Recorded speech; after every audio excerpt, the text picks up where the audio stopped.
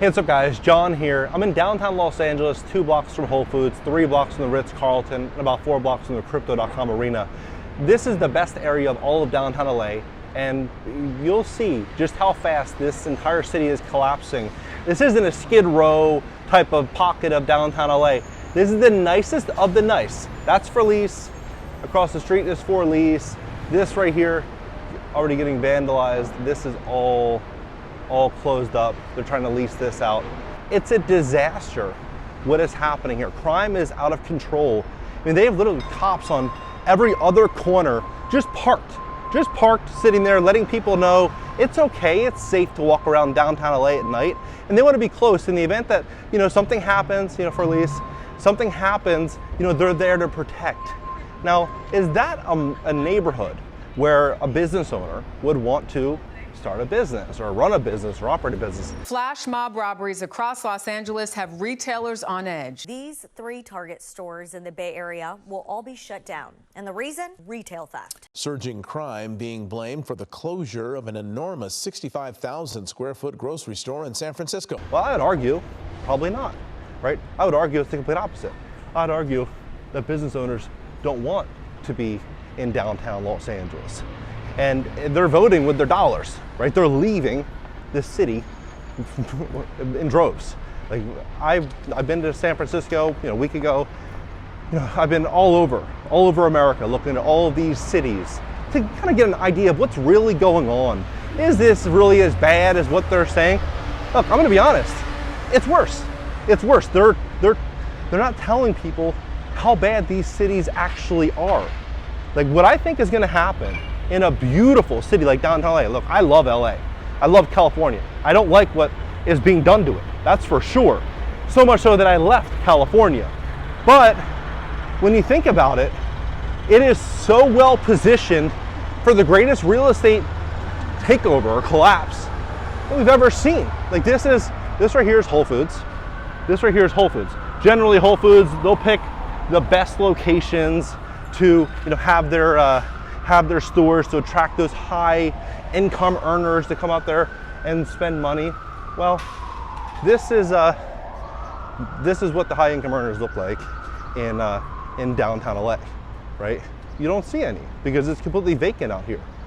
It's a free-for-all. There's buildings all the way over here that I'm going to walk you to and show you, like $50 million, $100 million, $200-300 million buildings, all vandalized, all destroyed, all just getting wrecked. And I think the city, they want this. They want the collapse to unfold. They want it to escalate. And why? It's because they're all going to run out here and pick everything up on the cheap. They're going to pick all this inventory, all of this property up for nothing, And here's how this entire situation is going to go down. Mark my words. I'll bet money on this. This is how it's going to work. So 2021 interest rates are 2.5%, 3%. Everybody and their mom, uncle, brother, and sister said, this is the time, refinance, pull everything you can out of your property. That $10 million property is now worth 18, it's worth 20. Pull 70% against it, right? Pull a $15 million loan out on that $10 million building, right? And people, that's what they were doing. They were refinancing, they had so much money, and they were buying other properties, investing, starting businesses, investing in crypto, doing whatever the hell they wanted to do. Then, as people are levered to the gills, then they increase interest rates from 2.5% to 3% to 7%. They increase property taxes and insurance through the roof. Look, Whole Foods right here, through the roof. And now you have 10% of all commercial properties all throughout America that have to refinance their loans from now until 2027. So in the next 2.5, 3 years, you have 10% of all commercial properties throughout the entire country that have to refinance. Between 2.2 and 2.7 trillion, it's a $20 trillion market. It's over 10% technically. And so what is this gonna mean? Well, when 80% of all these loans are originated by regional banks, and regional banks are in a pretty hard spot, and they owe 161 billion just in the BTFP, the Bank Term Funding Program, which is coming due every day. More and more banks owe money on this. These banks are going to be very, very, very careful on whom they lend money to and what properties they lend money to or on. And so when you see this, you're like, okay, well, how's this going to work out? Look, properties are only worth what the highest ready, willing, and able buyer is willing to pay for them. And when you have a property like this here in downtown, any of these properties where, let's say, a former retail tenant might pay 15 or 20 grand a month to run a restaurant out of it, or maybe even more, and now these restaurants are getting run out of business due to all those restrictions and everything that's happened, well, maybe the next tenant might only pay $5,000, $6,000 because people aren't coming here. They're not gonna be able to make money. So the value is just gonna continue to erode. These regionals aren't gonna lend on it. There's not gonna be people that are not as many people that are gonna be able to go out there and buy these properties, leaving the perfect scenario for these large institutional investors, back in pension funds, retirement plans. They're sitting on trillions of dollars. Look at like BlackRock, for example. They have 10 trillion, 11 trillion in assets under management. You have a lot of these, Blackstone, they have over $1 trillion in AUM. They have all these big companies that are sitting all this money. If you have these buildings that were selling for $50, $100 million, and now already some of these commercial properties are getting markdowns of 70%, 80% before this crisis really grows, you can imagine. I was in San Francisco last week. There was a building that sold for over $60 million. It just sold for just over $6, a 90% markdown. So this is what's going on. It's an absolute disaster. And so what I think is going to happen is I believe crime is going to get out of control. Crime is going to get a lot worse. And as crime gets worse, people are going to demand a solution for this crime. And so one of these solutions will be cameras, sensors, will be drones. It will be all these different things to make the people feel safer. Now, if you're an investor buying a deal for pennies on the dollar, and they're then going to begin integrating all of this technology to make the area safer and where you bought these deals for basically nothing, well, it's only upside for you. It's only upside for that investor. And so that's what's going to happen. That's what's going to unfold. We're witnessing the transformation of downtown LA into a smart city, into a city that is going to get completely revitalized and changed. There's a coffee shop. It's all the windows are scratched out with graffiti. It's just like they want all this to shift and to change because it just makes the most sense for the wealthy, right? It doesn't make sense if there's tons of mom and pop investors that own properties, adjacent to downtown LA when the large institutions could buy it. I mean, think about it. Who wins the game? Who wins any game? It's he or she who makes up the rules wins the game because they can constantly change rules into their favor to give themselves an advantage of the game. That's what's happening to real estate right now in downtown LA. The rules keep changing. The standards keep changing. Landlord-tenant rights continue to get modified. Restrictions on business owners continue to grow. And it's just putting, here's another one for lease. It's just putting more and more and more pressure on, it's literally, I'm going to show you this corner. It's putting more and more and more pressure on every single person that's doing business here. Like, remember during, in 2021 and 2022, they had all these restrictions saying that, business owners had to operate to make sure their employees are safe. Well, those restrictions were not free. Like there's a lot of costs that are being hit by these employers are being hit by a lot of different costs because of all this. And so you start to see this, they're getting hit left, right, and center. Hey, look at this. So that one right there is for rent. Right over there, across the street, all that is vacant. You have this building right up here. So this one right here, that's for lease. The one across the street is also for lease. All of this is all for rent, all of it. Now I'm going to show you this too. Walk out in the middle of the street, you can see, probably can see it. All those buildings, all full of graffiti. That's not just one building. There's a second building behind it, also full of graffiti. There's a developer and an investor that's building units over there. It's all graffiti. It's all graffiti. The city just lets it happen, which doesn't make any sense to me. Like, you would think that if you're running a city, you would want money pouring in. You'd want business owners to do extremely well. You'd want employees making a lot of money. You'd want to attract billionaires and really, really successful investors to deploy capital. You want to have as much money flowing through a city as possible, because you could tax it in different ways. Maybe it's sales tax, maybe it's property tax, whatever it may be. But if you're pushing out the capital and you're pushing out the opportunity, there's less and less and less money going around to be collected, right? And so why would anyone want that? Unless the real plan was to pick up some really, really, really great deals. Now, I'm not saying that is the plan, but I'm saying that plan would make the most sense given the chain of events that have unfolded throughout downtown Los Angeles. This plan would be most logical. Now, if I were the one that was, let's just say in downtown Los Angeles, and I was saying, how can I own all of these properties? What would be the best way? It would literally be this. Like, it would literally be to get these business owners to a place to where they need to sell these homes and these offices and these retail centers, and they need to, like, all of this is all destroyed up here, and they need to be pushed into a dark position financially, and then I could step forward with a solution, which would be to buy them for basically nothing, right? This is exactly what is unfolding in downtown LA. Now, would I do something like that? Hell no. Like, I have morals, I have a family, I would never do that to somebody else's family. But not everyone operates like that, right? Not everybody is on that page. A lot of people see this and just say, hey, you know what? It's me versus them, Starbucks right there. See the big board in the window? Someone threw a brick through that window. Like, it's crazy. This right here, all graffiti, all on the side of that building. It's just like, you can't make this stuff up. It's a shame what has happened here. Because, look, I used to take my kid here in 2019. We'd take the metro. It was the best time ever. Like, we had so much fun. We used to go to Joey's in downtown. There was like a restaurant called Joey downtown LA.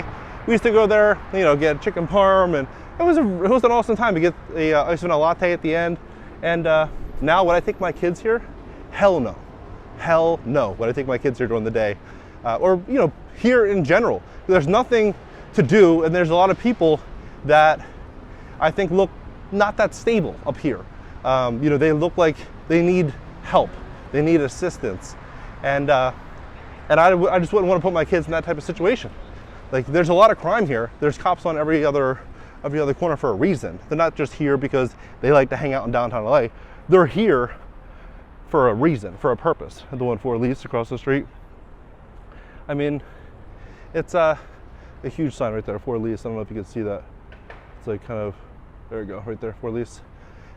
And this entire street up here, it's all destroyed. And this is, by the way, 1 block from the Ritz-Carlton. 1 block from the Ritz-Carlton. I'll show you at the intersection. Ritz-Carlton, Whole Foods, they choose the best areas.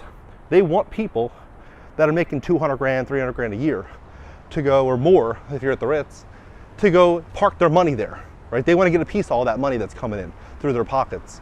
If this is the best area of downtown LA for Elise, what does that tell you about really where downtown LA is at? This entire intersection is all for rent. I don't know if you can see it, I'm going to show you up here. The entire intersection is all for rent. I mean, look at this building here. You can see that. How crazy is that? That building, I would argue, is basically destroyed.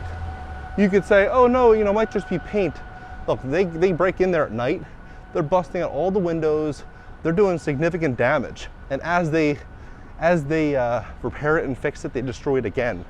And now some people say, John, they can put security guards out front. Look, obviously that's not working, right? Like, I'm sure if it was that easy of a solution, these developers would do it. Now some would say, oh, it's abandoned. Well, what about all these other properties around here that are getting completely destroyed nonstop every single day, all day, right? What about all these other properties?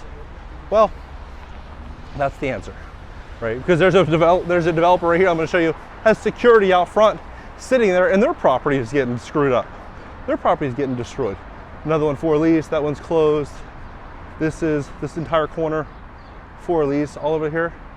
It's just crazy to me because when I came here in late 2006, I went to Long Beach, and then I came to LA in like 2009.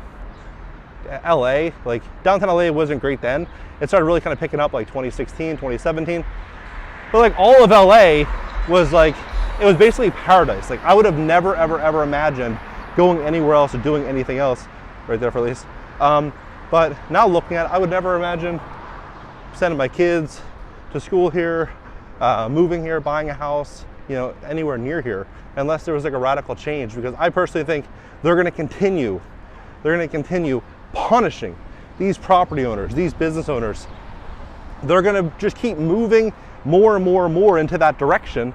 And why would one want to buy a property where they're going to try to destroy you?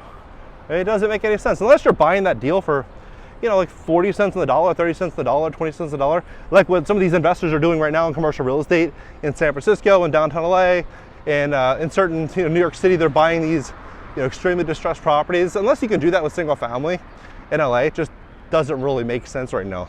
A lot of these people that own properties in LA are holding on, hoping that things turn around, and it doesn't look like it. I made a prediction in 2021 and said that things are just going to get gradually harder, just a little bit every single year, and then it's just going to get to the point where people are like, "Wow, what happened?" I was talking to my wife about this recently. She said, "Oh yeah, I was reading a comment online, and someone said, ever since the last 4 years, it feels like, nothing feels right in the world. Nothing. It feels like we're basically like in this." It feels like we're like in a different world, a different planet, a different experience. And in some regard, like the world doesn't feel right ever since then. And I think things are just going to feel more strange and more weird as time continues to go, right? As things continue to get worse and worse and worse. Because you think about it, when you go, like I filled my gas tank when I was driving to LA, it was $100 to fill the tank. In Arizona, it was $56. How does the cost nearly double the moment we get into California, right? Incomes are not as high as people like to think in California. Incomes are nowhere near it. People are living on credit. They're living on debt. They're barely surviving. And so as they make things harder and harder and harder, you just think about it. It's just obvious what's going to happen. Tenants are going to demand a cheaper and easier place to live. Landlords are going to get squeezed more and more and more and more. And then there's going to be this really, really big thing where it's, tenants need help and landlords are the problem. Like, we've kind of heard that story recently. And then these laws are going to push a lot of landlords out of the business. And then, they're going to scoop in and say, we'd be the best landlord in LA or in this pocket. We'd be the one that would be better to, equip housing and do all this. And that's what's going to happen. There's going to be this major push for tenant rights over the next couple of years. Now, I'm not saying to not invest in real estate. I love real estate. But I'm just simply saying, if you're in a market where things like this are happening, it would be foolish as an investor to ignore it. Like, imagine if you, look at this. How crazy is that? How absolutely crazy is this? I'm going to show you this over here. It's literally every single store is vacant, every one. And all the windows are just graffitied up. And this is, you're like a half a block from the metro. Or not even, the metro's right here. From the actual metro stop, you're about a half a block, right? So this is like prime. If you're a investor, if you have retail, you want to be here. You want to be on this, this little walkway, because there's just a lot of people here that are going to be walking every single day. Grab a coffee, grab some food. But look at this. Look at this. Every single unit is just like this. Every single property is just like that. Could you imagine if that was your business, right? Or if this was your property and the city just allows this to unfold? Like, that's absolutely nuts. And it just continues. It goes on and on and on, just like that. I mean, it's really crazy. And this comes from somebody that loves LA and never, ever wanted to leave. I would never buy property in downtown LA, at least at this point, or unless something radically changes. Like, unless there's a really big change, I wouldn't do it, because why would I want to put my money in a place where they're going to try to take it from me, right? They're going to try to put me in a position to where I just have nothing except problems. I mean, look at this. See, look at this. Like, I'm not making this stuff up. Like, this is nuts. This is absolutely crazy. Like, it's just, you don't want to bring your kids here. You don't. Like, you don't want to bring your kids here. You don't want to bring your wife here. You don't want to bring, your family members here. You don't want to you probably don't want to come to downtown LA. I mean, You can go to, there's other parts of LA and, you know, that are nice. I'm not saying that there's not, but I'm saying downtown LA is a dump. Downtown LA is a disaster. Downtown LA is getting absolutely destroyed. What do you think about this entire situation? Drop below, let's have a conversation about this. I think things are gonna get a hell of a lot worse. I'm gonna show you this building, it's right at this intersection here. What this investor's going through. Like, everything is for rent. Right there for lease. This developer's trying to, and all of these units up here, every single one of them, retail, graffiti, look at this. For lease, right? That's one. Graffiti, there's another one for lease. Graffiti, where's the other sign? Oh no, I guess they have all of these, but they're all the same thing. Every single one's vacant. Every single one's vacant. Everyone has graffiti in it, right? Oh, there's that sign. Like graffiti, graffiti, graffiti. And look, there's 3 more cops right there at the Metro. And this is, again, this is 1 block from the Ritz-Carlton. This doesn't get any better for downtown LA. This is 1 block from the Ritz-Carlton, and this is where downtown LA is really at. You won't hear this. You'll see, you know, online, oh, California is great. California is beautiful. Again, certain parts are. But the city of San Francisco, downtown LA, you don't want to buy property here right now. You do not want to buy property here right now. If there was a way in which you could short multifamily landlords in LA, I would do it. Because I think that a lot of these landlords are absolutely toast. The next couple of years, these tenant rights groups move in, and these landlords get squeezed with these higher interest rates, higher insurance, higher taxes, you know, less and less and less freedom over their properties. These like more and more closed businesses, like these landlords are just done. These landlords are completely toast. Here's the building right here. So graffiti all up the side of this building. Look at this. This is crazy. This is probably like a $20 million development or more. Look at that. You see all that graffiti? All up and down the side of this property. It looks like they're just destroying it. Look at that. That is absolutely crazy. That is absolutely crazy to me. And it's all for lease all across the street. Closed or for lease all across the street. What do you think about it? Let's have a conversation about this.